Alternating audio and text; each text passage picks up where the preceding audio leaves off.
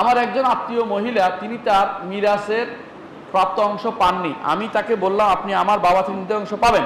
তাকে আমি সূরা নিসায়ের আয়াত সব ব্যাখ্যা করে শোনালাম। এর উত্তরে আমাকে বললো আমি বাবার বাড়ি থেকে নেই না, এবং সমাজের লোকেরা কি বলবে? এটা কি আল্লাহর বিধানকে অস্বীকার পর্যায়ে পড়ে? তাকে বলবে, সে তো অস্বীকার করে নাই, নেয় না বলছে।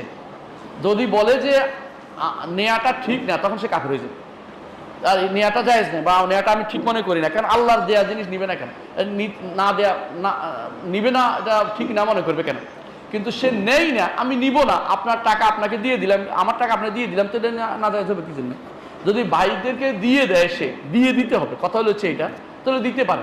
মানুষ কি মনে করবে এটাতে শরীয়ত না, শরীয়ত এটা দ্বিতীয়টা যেটা বলছেন, মানুষ কি মনে করবে এটার জন্য কিন্তু তার গুনাহ হবে। মানুষ কি মনে করবে শরীয়ত ত্যাগ করবে কি জন্য? মানুষ কি মনে করবে এই কারণে আমি অনেক কিছু করবো না, আমার কাজ আমি করে যাবো, মানুষ কি মনে করছে এটা আমার কোনো পরোয়া নাই। বুঝে আসছে কথাটা? ইমানদার কখনো পরোয়া করে একমাত্র আল্লাহর কাছেই শুধুমাত্র তার প্রাপ্তি আছে। মানুষ কি বললো এটা বড় কথা নয়। তাকে বুঝেই বলবেন যে এটার জন্য না, আপনার সম্পদ আপনি নিয়ে আপনার বাইকে পুরোটাই দিয়ে দেন, কিন্তু শরীয়তের নিয়ম অনুসারে ভাগ করার সুযোগ করেন, কারণ শরীয়তের নিয়মটাকে লঙ্ঘন করেন না। ভাগ করে পাওয়ার পরে আপনার বাইকে পুরোটা দিন, আমার আপত্তি নেই, কিন্তু আগে আপনি ভাগ পাবেন এটা আপনি স্বীকার করেন। এটা আপনি নিবেন কি নিবেন না এটা পরের কথা, আগে নেন, ভাগ করে নেন। জি।